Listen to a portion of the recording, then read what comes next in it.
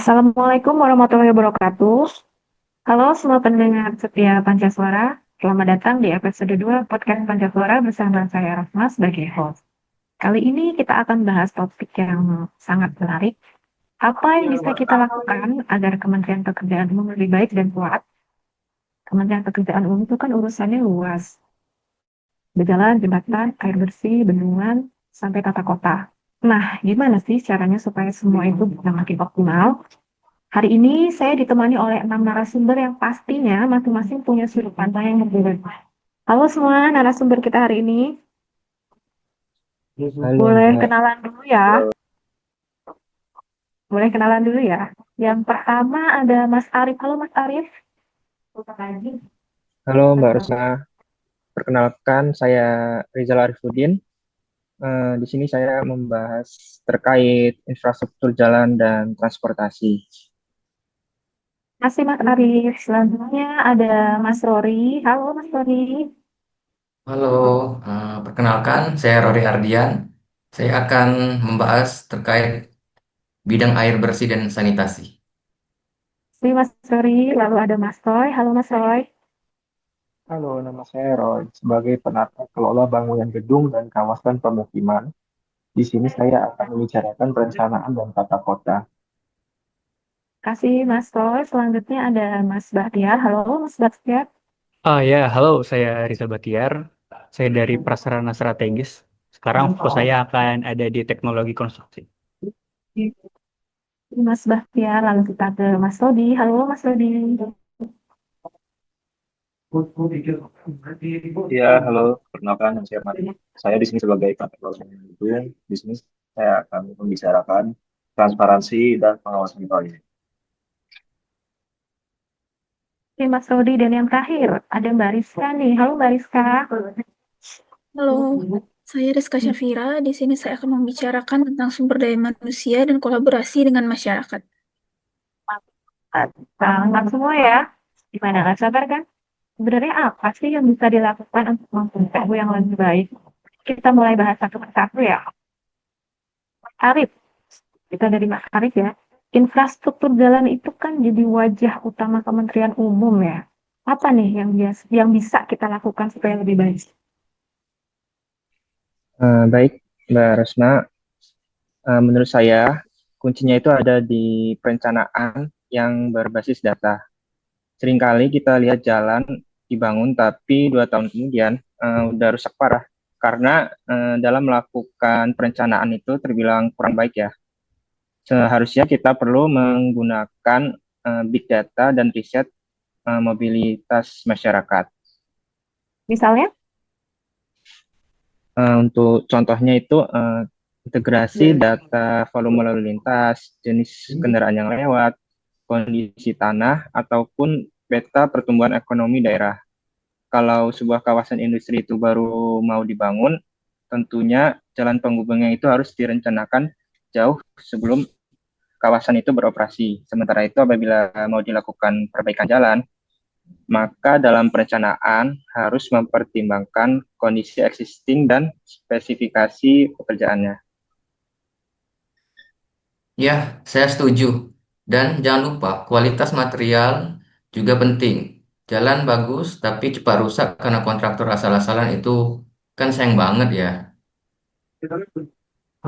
Nah, di situ pengawasan sangatlah penting. Selama proses konstruksi, pengawasan yang ketat penting untuk memastikan kontraktor bekerja sesuai dengan rencana dan spesifikasi. Adanya pengawas yang berintegritas bisa mencegah penyimpangan dan kecurangan yang dapat mengurangi kualitas jalan. sekarang ke Mas Rory. Masalah air bersih ini kan krusial banget ya Mas ya. Apa langkah yang bisa buat Kementerian Pekerjaan Umum lebih kuat di bidang ini? Ya, pertama harus ada pendekatan berbasis komunitas. Masih banyak daerah yang sulit akses air bersih karena tidak ada edukasi menjaga sumber air. Kalau kementerian melibatkan masyarakat untuk mengelola dan melindungi sumber air, dampaknya jauh lebih berkelanjutan. Berarti bukan hanya membangun instalasi air bersih, ya, Mas, tapi juga memastikan kesadaran masyarakatnya. Ya, betul. Misalnya, di beberapa desa ada program pelatihan pengelolaan air berbasis masyarakat. Itu lebih murah, efektif, dan minim kerusakan karena masyarakatnya merasa memiliki. Dan di sini juga perlu sinergi dengan pemerintah daerah ya. Kadang masalahnya bukan di teknis, tapi di koordinasi. Sorry, kota-kota di Indonesia ini kan seringkali berkembang cepat, tapi kurang rencana. Apa nih yang bisa kita bantu? Kita butuh penegakan aturan tata ruang yang lebih tegas.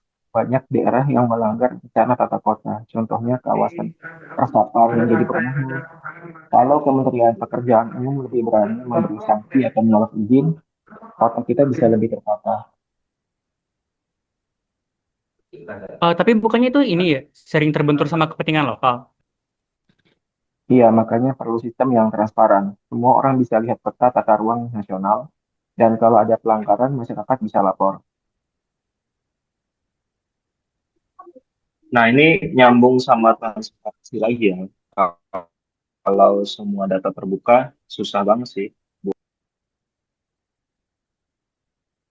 Mas Bahtiar nih, sekarang soal teknologi ya, gimana supaya proyek-proyek PUPR bisa lebih efisien dan modern?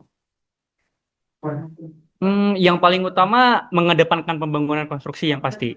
Terus mengadopsi konsep green building dan climate resilience infrastruktur untuk meningkatkan kualitas hidup dan ramah lingkungan. Kemudian, penggunaan BIM atau Building Information Modeling pada seluruh proyek konstruksi yang dikerjakan untuk membuat dan mengelola informasi digital dari sebuah bangunan atau aset konstruksi lainnya. Ini bukan hanya tentang visualisasi 3D, tetapi juga bisa mengintegrasikan semua data dan informasi relevan mengenai elemen bangunan, biaya, jadwal, material, hingga aspek operasional dan pemeliharaan selama siklus hidup aset tersebut. Apakah hal ini udah dilaksanakan di Indonesia? Ya sedikit, tapi belum merata. Masalahnya sih sekarang ada diregulasi ya. Nah, itulah makanya regulasi itu perlu nih untuk mendorong para kontraktor untuk berinovasi. Jadi bukan cuma cepat dibangun ya, tapi juga tahan lama ya kan? Betul, karena kalau misalkan kita ngejar cepet doang kan ya, ya lu sayang juga duitnya kan boros jatuhnya untuk perbaikan. Ya, betul Mas. Tadi Mas Rodi kan sempat singgung transparansi ya. Bisa dijelasin lebih detail nggak Mas? Bisa, eh, ini aku jelasin ya. Contohnya itu banyak proyek besar, itu nilainya triliunan rupiah. Kalau masyarakat tidak punya akses untuk memantau celah penyimpangan yang besar banget itu, kita bisa dorong sistem pelaporan berbasis digital yang bisa diakses oleh publik dari anggaran, progres, sampai kualitas material. Berarti kayak dashboard online gitu ya? Ya, betul banget, Mas. Misalnya setiap jembatan yang dibangun punya QR code yang kalau dipindai muncul detail proyeknya. Itu meningkatkan kepercayaan publik juga. Oke, berarti sekarang ke Mbak Rizka ya, terakhir dari Mbak Rizka. Bagaimana peran SDM dan kolaborasi? SDM itu pondasi. Kementerian Umum harus rutin memberi pelatihan, baik teknis maupun etika kerja. Selain itu harus ada ruang inovasi juga. Banyak pegawai lapangan yang punya ide bagus tapi nggak tersampaikan ke pusat. Dan kolaborasi dengan swasta juga penting ya. Iya, betul. Karena membangun negeri itu nggak bisa pemerintah jalan sendiri. Misalnya, program CSR perusahaan bisa disinergikan dengan proyek kementerian. Banyak banget ya insight hari ini. Kalau boleh saya rangkum, yang pertama, perencanaan berbasis data untuk infrastruktur, kemudian pengelolaan air yang melibatkan masyarakat, tata ruang yang tegas dan transparan, teknologi konstruksi modern dan ramah lingkungan, transparansi digital yang bisa diakses publik, dan SDM yang terus dilatih dan didorong untuk berinovasi. Intinya, semua pihak bisa berperan, baik pemerintah, masyarakat, dan sektor swasta, sebagai wujud cinta tanah air untuk Kementerian Pekerjaan Umum yang makin kuat dan Indonesia semakin maju. Terima kasih untuk keenam narasumber kita yang luar biasa ini. Semoga obrolan ini jadi inspirasi buat kita semua agar Kementerian Pekerjaan Umum semakin kuat. Sampai ketemu di episode selanjutnya. Assalamualaikum warahmatullahi wabarakatuh. Waalaikumsalam.